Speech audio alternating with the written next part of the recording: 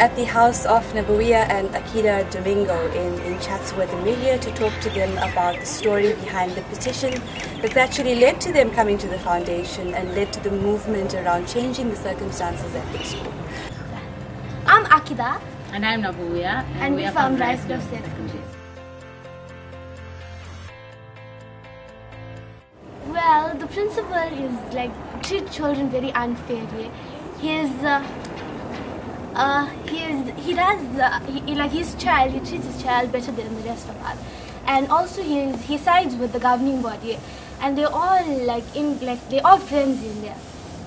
And his son can go into the office anytime if you want. Like break time, he sits in the office and eat lunch, and we have to be outside.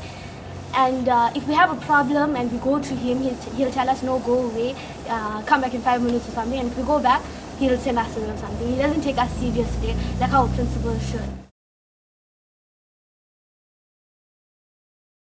It was during the lunch break. We took the book around and we let everyone read what it said before they signed it. We never forced anyone to sign the book.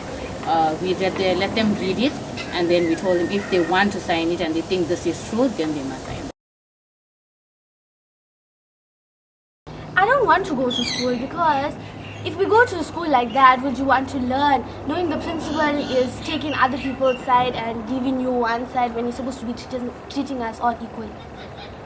And it's like very disturbing and irritating to be in school because all the teachers, they treat you differently. If they hear like a story, they tell everything that happens in the staff room. So and all they gossip about you. They don't even listen to your side of the story. We came across a story a couple of months back in the newspapers concerning the Rice-Grove Secondary School in Chatsworth.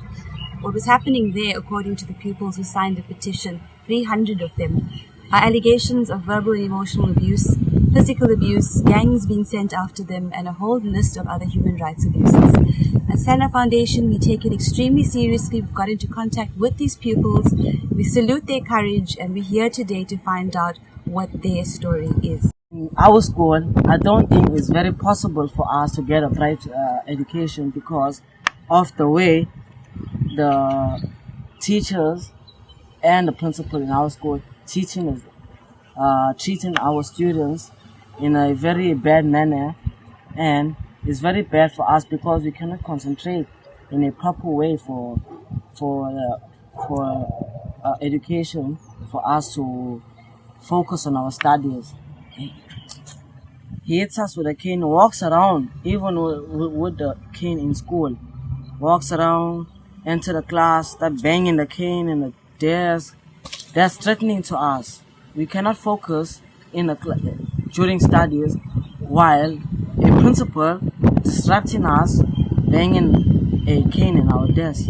We are walking to the toilets. Principal stopped us. He hit us, then asked us, what are we doing outside? So when we told him we're going to the toilet, he left us. We went there. There was full smoke inside the toilet. He followed us inside, accused us of being smoking in the toilet. He took us to the office. He made us choose between a suspension letter or a five strikes in our butts. So it's obvious because I'll choose this 5 strikes because I don't want to get suspended from school. I can't lose out my education just for 5 strikes. My experience of being at Rice-Grove School is that first when I entered that school, a lot of people were saying that school is nice and all that. As soon as I entered grade 8, grade 9, it was all fine. Then as soon as Mr. Balaram entered the school, everything started becoming disrupted. Students were being chased home early, kids were being attacked by the principal and the governing body.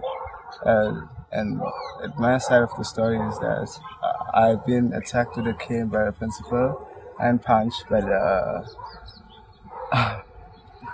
simply attacked by the governing body without any reason because I was on my way to a toilet and the principal accused me of bunking. I didn't even return my answer to him. Then he just started attacking me with a cane. Then tried to run away, but the governing body caught me and started punching me on my face. I couldn't tell anyone the story because it wasn't gonna go anywhere. No one was gonna care about it because the teachers just listen to the principal. Whatever the principal say, the teachers do.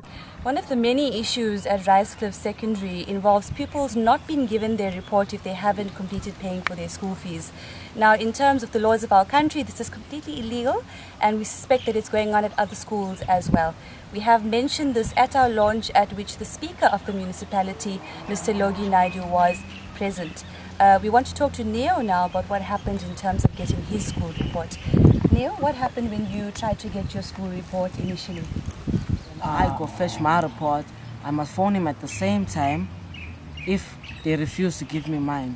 What made you think that they might refuse to give you the report? When I phoned Mr. Ghani, he phoned the principal at the same time. So we was talking, the three of us at the same time on the phone, and the principal started refusing. He said that he gives the reports at the same time. Meanwhile, outside of the office, there are over 40 students waiting to receive their reports. Even if you're 100 rand short with your school fees, you still won't receive your reports. Even if your parents come, your parents they make your parents while you go wash the windows of the school, sweep the school to cover up for the school fees. Sorry, who do they make sweep the floors and clean the windows? The parents of the parents of the pupils. The pupils. So, in order to get the report, and if there's a difference, they have to clean the school. Yes. Basically, and then they're given. Does this apply to any pupils' parents? Is it specifically black pupils, or Yes. is it Indian pupils as well? Black pupils mostly. Most. Mr. President, can you please come and help our school for a better future? There's very bright kids in our school that their futures are getting destroyed. How do your parents feel about what's going on? My parents don't really feel good about it because they don't like the idea of us children not having a good education and being attacked in school because they thought that couple punishment is not supposed to be used anymore, kids being swore at school and all that stuff. So you signed the petition. Sorry? You signed the petition as well, the book. Yes, I book. signed it. What was that process like when Akida Nabawiya came around with that book and asked people to sign? Were you nervous to sign, or were you encouraged to sign? I felt free to sign that book because I knew it could have led us somewhere. Maybe we could have took out the principal and the governing body so we could have that education that we needed. And most of the students in my classmates wrote their name with a smile in that book. How important then do you think it is for pupils to stand up for their rights? I think it's very important because what's the use of going to school and if you're not going to get the education that you need? Mm-hmm. So it's better for all of us to fight for what is right and have a better future.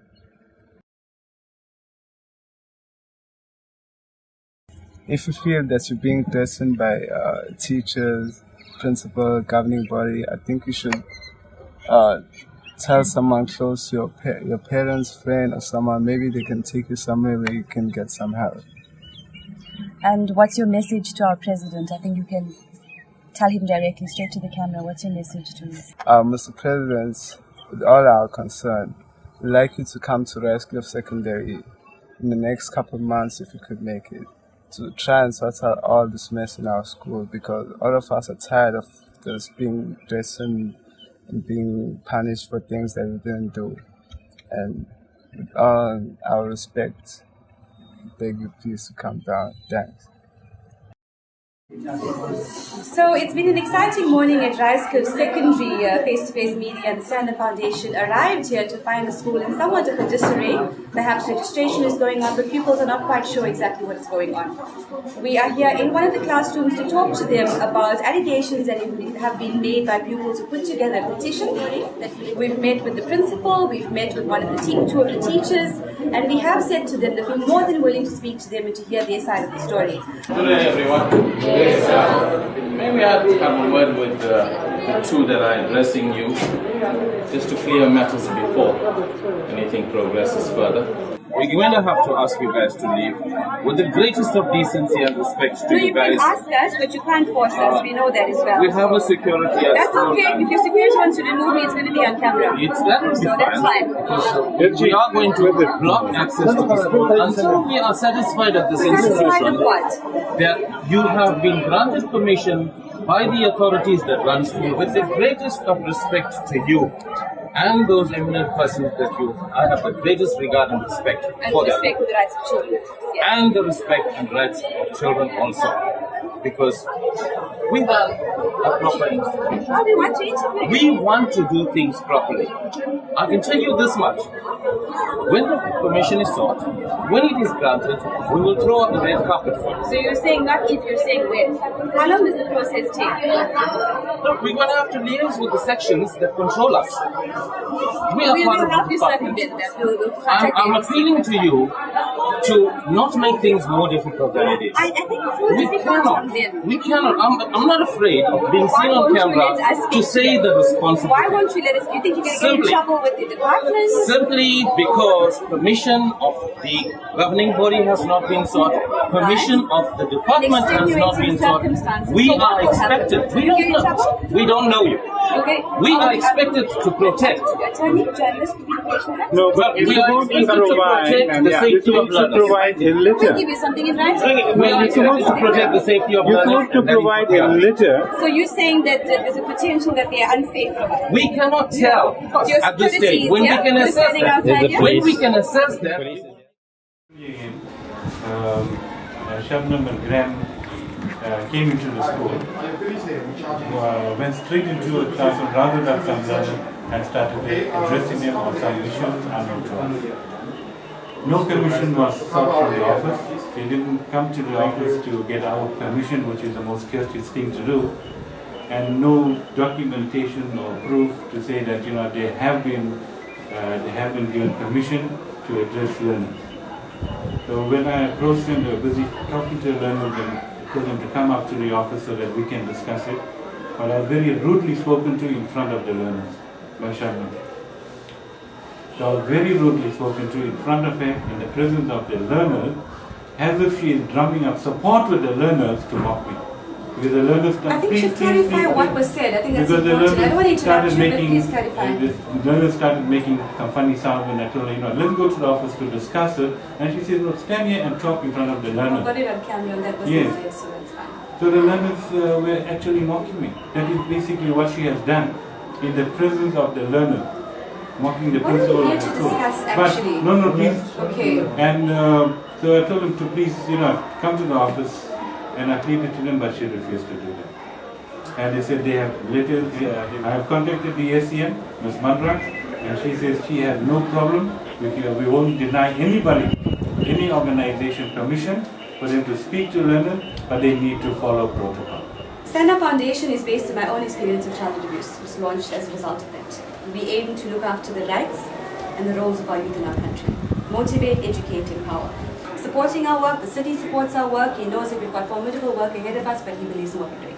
So this is not a fly-by-night. We're not coming here looking for trouble. So we saw the story in the newspaper a couple of weeks, it would have been in November last year, about allegations of abuse at the school.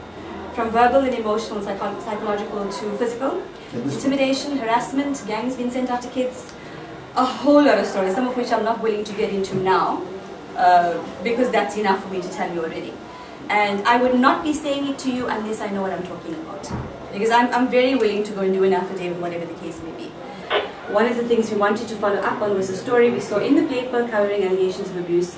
300 people signed a petition and said they need help. There's verbal, emotional, physical abuse happening, gangs, intimidation, all sorts of things. So we wanted to talk to the kids, but these are extenuating circumstances where we are aware that we're going to get a hostile reaction. There's a definite possibility that we're going to get that. When we came here, we didn't see any teachers. We saw kids around us. We said, this is who we are. We'd like to talk about what's happening at the school. Is it affecting your results? How do you feel about education? What do you want to become? We want to know what they think. They're important. We say it's all about them. It is all about them. But we also repeatedly said we want to interview the school as well. And we've made this very clear. Now, I understand from your side it's a matter of protocol. From my side, when I have to look at the scales, you understand, we're sitting in different positions. I'm on this side and you're on that side. We're seeing it in that way, but it's about the same thing.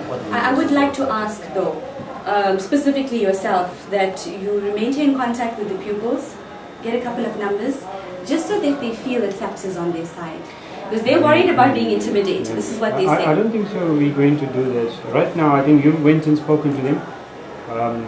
Remember, we represent everyone seated here and everyone on the plant. We're not here to represent any one particular organization or grouping.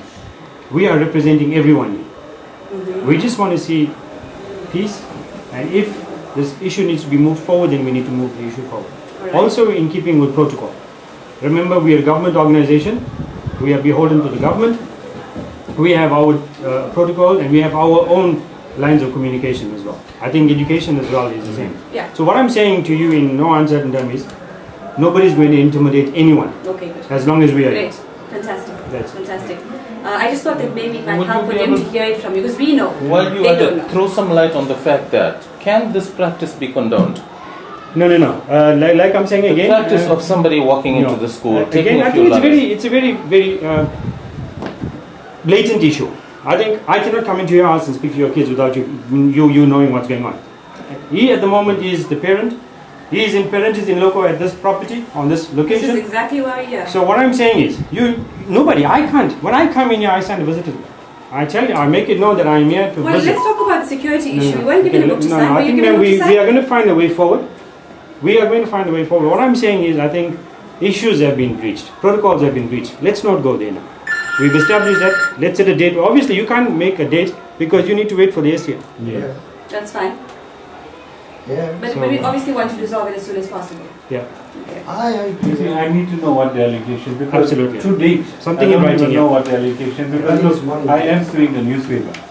Yeah. In my personal capacity, I am suing the newspaper, and I'm suing the parent association as well, because they need to prove allegations, and defaming someone's character is not right. Absolutely. So I have already taken a high court matter against both of them, because I don't. Right now, as I'm telling you, I don't even know what the allegations are. Our school was running smoothly. But the department have come back okay, guys. Can I just mediate you very quickly? I think, ma'am, you said we want to set a meeting. Yeah. So what we are saying, let's have a meeting. Yeah. With your permission, can you contact your circuit? Yes. And whoever you need to contact, maybe get a tentative date, ma'am. Can you give us a couple of dates? And let's see if we can. Next week. Any date next week, but you need to look and check whether they are available. Yes, we left your numbers, ma'am. Yeah, I have your numbers here. Then we in a way. Face-to-face media following the Rice-Cliff secondary debacle has been extremely controversial. At times it's been explosive after the events of today. Suffice to say that we're a little confused by certain reactions that we got, although we were expecting a lot of them to come our way as well. I think the main point that the school was trying to point out was that protocol had been broken. We were trying to explain there were extenuating circumstances and that the rights of the child under the constitution of the land is what's paramount. Is there anything to hide? You view the material. We're going to be actually having a meeting with we're going to invite them to a meeting, the principal of Rice-Cliff Secondary, the deputy principals, teachers, pupils. Be assured that face-to-face media will continue to update you on this project, in this campaign, in this cause of the Stand Up Foundation for the youth of our country.